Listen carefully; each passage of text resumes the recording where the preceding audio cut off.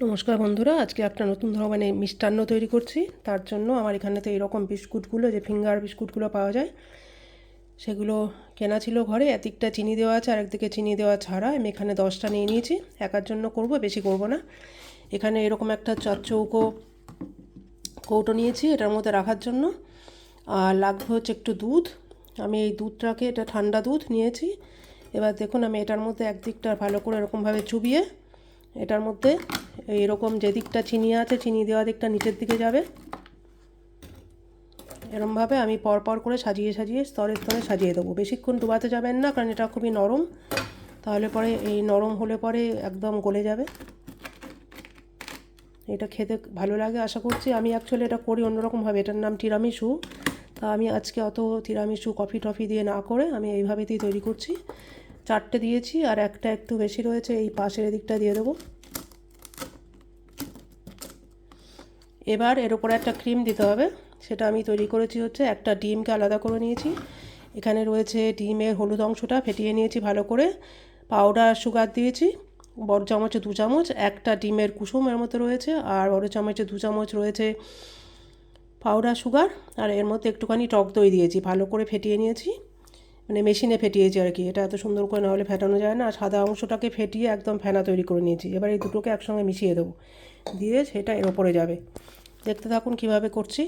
এটা করব হচ্ছে আম দিয়ে। আমের পিউরি থাকলে ভালো হয়, কিন্তু আমার নেই বলে আমি দেখুন এখানে দই কিনে নিয়ে এসেছি আমের। মাস্কারপোনের সঙ্গে দইয়ের করা রয়েছে। তা আমি সবার প্রথমে এইটা যে দুটো ডিমের সাদা অংশটা ফেটিয়ে নিয়েছিলাম, মানে ফাঁপা করে নিয়েছিলাম, সেটার সঙ্গে ডিমের কুসুম দিয়ে যেটা করেছিলাম সেটা মিক্স করেছি। এটা আগে এর ওপরে দেবো, তার উপরে দেবো হচ্ছে এইটা। তারপরে আবার একটা সেকেন্ড ধাপ ওখান থেকে ভিজিয়ে দুধের সঙ্গে মিশিয়ে তার উপরে দেবো। তো বন্ধুরা, এটা দিয়েছি। এর উপরে এখন ওই যে আমের পিউরি তো নেই, আমের যে ইয়োগর্টটা কিনে নিয়ে এসেছি, দইটা, সেটা এর উপরে দেবো। দইটা দিয়েছি, দিয়ে আবার ওই বিস্কিটগুলো দুধের মধ্যে ভিজিয়ে এর মধ্যে দিয়েছি।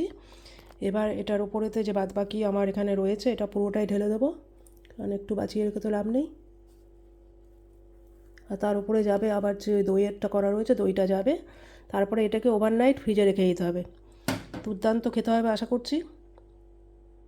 যে বন্ধুরা, আমার এটা করা হয়ে গেছে। এটাকে আমি এখন ফ্রিজে ওভারনাইট রেখে দেবো।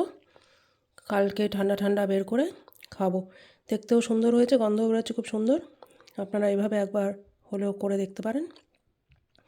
আমার ভিডিও ভালো লাগলে চ্যানেলটি সাবস্ক্রাইব করার জন্য অনুরোধ রইল। Thank you very much. ভালো থেকো, সুস্থ থেকো। দেখা হচ্ছে পরে ভালো কোনো ভিডিওর সঙ্গে। Bye bye. Guten Abend, Freunde. Heute mache ich Tiramisu, aber ein bisschen anders. Nicht mit Kaffee, sondern mit Mango. Da ich ja keine Mango-Püree habe, habe ich Mango-Joghurt bei Japan gekauft. Mit Mascarpone. Und habt ihr gesehen, wie ich das gemacht habe? Bitte abonniere meinen Kanal. Bleibt gesund. Bis zum nächsten Video. Auf Wiedersehen. বন্ধুরা, আমি একদিন পরে এটা normal fridge থেকে বের করেছি। একদম tight হয়ে গেছে, সুন্দর, ঝোল টোল কিছু নেই, এরকম দেখতে হচ্ছে ভেতরটা। কাট থেকে এক সাইডেতে একদিকে কেটে নিয়েছি, এখানে একটুখানি কেটে দেখানোর জন্য ভাগ করেছি। খুব সুন্দর ক্রিমি হয়েছে, দেখুন, দারুণ দেখতে সুন্দর হয়েছে। আমার ভিডিও ভালো লাগলে চ্যানেলটি সাবস্ক্রাইব করার জন্য অনুরোধ হলো। Thank you very much. ভালো থেকো, সুস্থ থেকো। দেখা হচ্ছে পরে ভালো কোনো ভিডিওর সঙ্গে। Bye bye. Guten Tag, Freunde. Heute habe ich Mango Tiramisu gemacht. Und das sieht dann so aus. Bitte abonniere meinen Kanal. Bleibt gesund. Bis zum nächsten Video. Auf Wiedersehen.